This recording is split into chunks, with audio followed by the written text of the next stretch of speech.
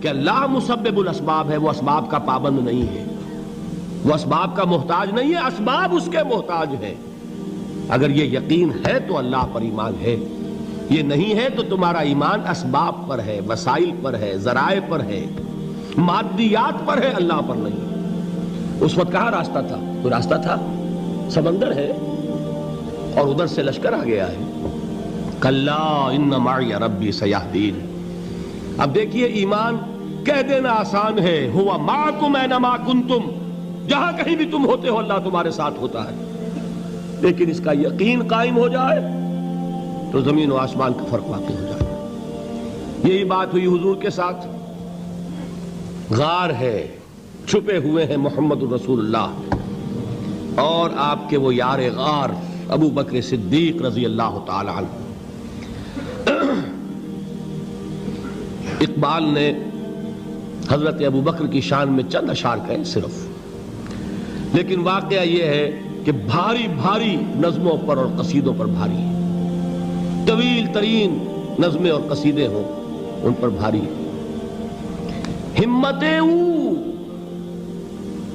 ابو بکر کی ہمت جو ہے، کشت ملت را جو ابر، جیسے بارش سے کھیتی اپجتی ہے، ابو بکر کی ہمت اور عزیمت اس امت کو اسی طرح سینچنے والی ہے۔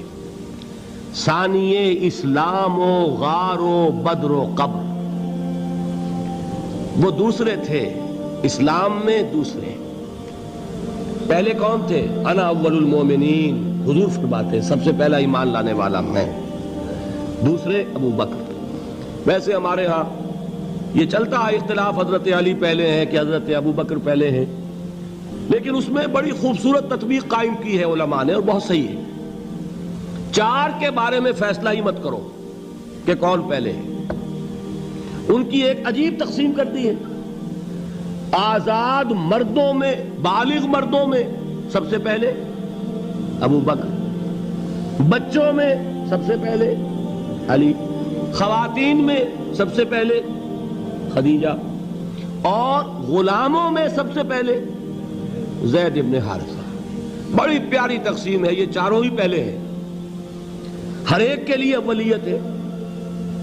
اور واقعہ یہ ہے کہ اگر زمانی اعتبار سے تعین ہوگا تو پہلے خدیجۃ الکبریٰ آئیں گی رضی اللہ تعالی عنہ۔ کسی اور سے بات کرنے کی نوبت بعد میں آ سکتی ہے، پہلے تو اہلیہ محترمہ سے بات ہوئی، آتے ہی پہلی وحی ہوئی ہے، ابھی تبلیغ کا حکم نہیں تھا۔ کس کو بتایا واقعہ؟ ابھی اپنی نبوت کی تبلیغ کا تو حکم ہی نہیں آیا۔ واقعہ کس کا ہے؟ وہ خدیجہ کا ہے۔ جب کہا ہے کہ خشیت علی نفسی، مجھے اپنی جان کا اندیشہ ہے، تو کیا جواب دیا خدیجہ نے رضی اللہ تعالی عنہا؟ وہ صدیقۃ الکبریٰ ہے۔ صدیقات جو ہے خواتین، ان میں چوٹی پر خدیجۃ الکبریٰ ہے رضی اللہ تعالی عنہا، اور صدیق جو مرد ہیں ان میں صدیق اکبر ہے ابو بکر صدیق رضی اللہ تعالی عنہ، لیکن صدیقات میں چوٹی پر۔ جب حضور نے فرمایا خشیت علی نفسی، کیا فرمایا؟ کیا عرض کیا؟ کیسے تسلی دی؟ نہیں نہیں، اللہ آپ کو ضائع نہیں کرے گا، آپ غریبوں کے ہمدرد ہیں، آپ مساکین کے تکالیف رفع کرنے والے ہیں، آپ بیواؤں کی سرپرستی کرتے ہیں، آپ مسافروں کی خدمت کرتے ہیں، اللہ آپ کو ضائع نہیں کرے گا۔ یہ یقین ہے اس خاتون کے اندر۔ خیر وہ ایک علیحدہ بات ہو جائے گی۔ میرے دل پر حضرت خدیجہ رضی اللہ تعالیٰ عنہ کی شخصیت کا بڑا گہرا نقش ہے، جو وہ کوئی اور ہی وقت اور موقع ہوا تو بیان ہوگا۔ بہرحال اقبال نے ایک مصرے میں جو چار اولیتیں جمع کر دی ہیں، ہمت او کشت امت را چو ابر، ثانی اسلام و غار و بدر و قبر۔ اسلام میں حضور کے بعد پہلے کون؟ ابو بکر۔ غار میں حضور کے ساتھ کون؟ ابو بکر۔ بدر کی رات اللہ کا رسول سربسجود، وہ جھاڑ، وہ گھاس پھوس کی جو جھوپڑی بنائی گئی تھی، اور وہاں تلوار ننگی لے کر پہرا دینے والا کون؟ ابو بکر۔ اور اس حجرہ عائشہ میں محمد کے بعد سب سے پہلے دفن ہونے والا کون؟ ابو بکر رضی اللہ تعالی عنہ وصلی اللہ علیہ وسلم۔ وہ جو معاملہ میں سنا رہا تھا غار ثور کا، حضرت ابو بکر بھی حضور کے خیال سے لرز گئے ہیں. آپ کو یاد ہوگا کہ جا کر پہلے تمام جتنے سوراخ تھے انہیں بند کیا ہے. ایک سوراخ رہ گیا تھا جس کو بند کرنے کے لیے کوئی کپڑا نہیں تھا. وہاں اپنی ایڑی رکھی ہے. تب کہا ہے حضور سے تشریف لائیے, اور اپنے زانو پر حضور کو لٹایا ہے. اور وہاں کسی موذی جانور نے کاٹا ہے. حضور کی آنکھ لگ گئی تھی. اس وقت اس بل کے اندر جو بھی بچھو ہے کیا ہے واللہ عالم, اس نے کاٹا ہے. اس کی تکلیف کی وجہ سے ابو بکر کی آنکھوں سے آنسو ٹپک گئے. حضور کے چہرے مبارک پر پڑے ہیں تو حضور جاگے ہیں, معاملہ کیا ہے. ایڑی نہیں ہٹائی وہاں سے, مبادا وہ جانور وہاں سے نکل کر محمد الرسول اللہ کو کوئی گزن پہنچا دے. ابو بکر کی ایڑی ہے, جس طرح چاہے کھا لے, ختم کر دے, جان نکل جائے تب کوئی آنچ آئے محمد پر تو آئے, لیکن جیتے جی نہیں. وہ ہے ابو بکر حضور کے خیال سے. اس وقت حضور نے پھر اپنا لعاب دہن لگایا ہے اور اس سے پھر آپ کی تکلیف ختم ہوئی. جیسے خیبر میں حضرت علی کی آنکھ دکھ رہی تھی, اس کو جو شفا حاصل ہوئی ہے وہ بھی حضور کے لعاب دہن سے ہوئی. تو بہرحال اس وقت انہوں نے کہا ہے کہ اے نبی یا رسول اللہ, اگر اس وقت ان میں سے کسی نے غیر ارادی طور پر بھی اپنے قدموں کی طرف جھانک لیا تو پکڑے جائیں گے. کیا جواب تھا اللہ کے رسول کا؟ لا تحزن ان اللہ معنا. اللہ ہمارے ساتھ ہے, کیوں گھبراتے ہو ابو بکر. یہ ہے ایمان باللہ, میرا مالک اللہ, میرا رازق اللہ, میرا محافظ اللہ, میرا مددگار اللہ, میرا پشت پناہ اللہ, میرا دوست اللہ. یہ دوستی ہے اللہ کی جو لب لباب ہے, حاصل ہے ایمان کا. اسی کا نام ولایت ہے. اولیاء اللہ کے سروں پر سینگ نہیں ہوتے. جس کے دل میں ایمان راسخ ہو چکا ہو وہی اللہ کا ولی ہے. جسے اللہ پر یقین ہو چکا ہے وہی اللہ کا ولی ہے. جسے یقین ہے اللہ میرے ساتھ ہے, میرا مددگار, میرا پشت پناہ, میرا ساتھی, میرا دوست, میرا محبوب, میرا محب. اللہ اہل ایمان سے محبت کرتا ہے. واللہ یحب الصادقین. ان اللہ یحب الذین یقاتلون فی سبیلہ صفا کانہم بنیان مرصوص. اللہ محبت کرنے والا, اہل ایمان محبوب, اور اہل ایمان محبت کرنے والے اللہ محبوب. والذین آمنوا اشد حبا للہ. آپ تصور کیجئے جسے یہ رشتہ ایمان یا رشتہ ولایت حاصل ہو جائے, الا ان اولیاء اللہ لا خوف علیہم ولا هم یحزنون. آگاہ ہو جاؤ, اللہ کے دوستوں کے لیے نہ کوئی خوف ہے نہ کوئی حزن ہے. اور میں بیان کر چکا تھا, خوف اور حزن کے خاتمے ہی کا نام امن ہے. زوال خوف, زوال حزن. یہ خوف اور حزن کیوں آتے ہیں بار بار؟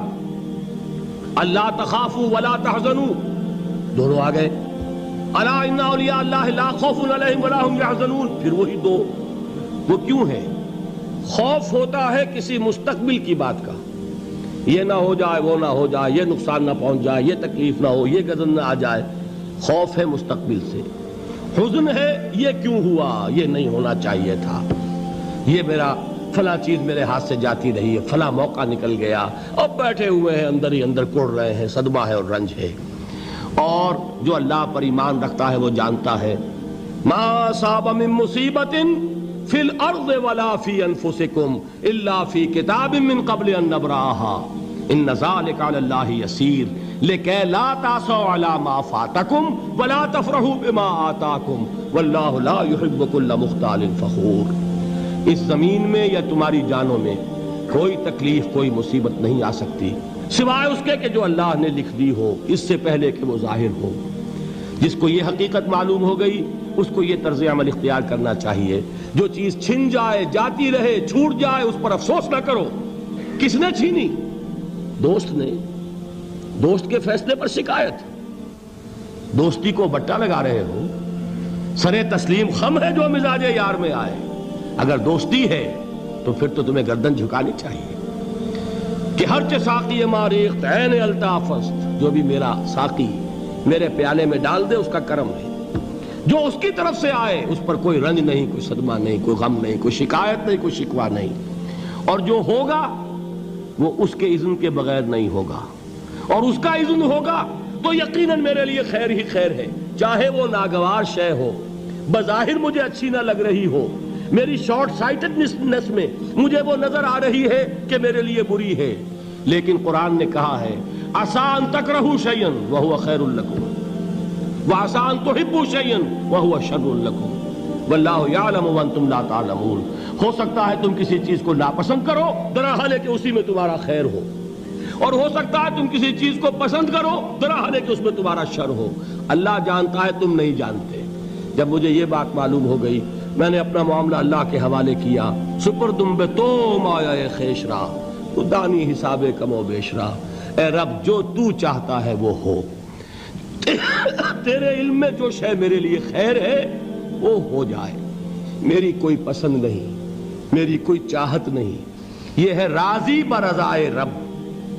اکبر الہ آبادی نے اسے کہا ہے رضائے حق پہ راضی رہ، یہ حرف آرزو کیسا، خدا خالق، خدا مالک، خدا کا حکم تو کیسا۔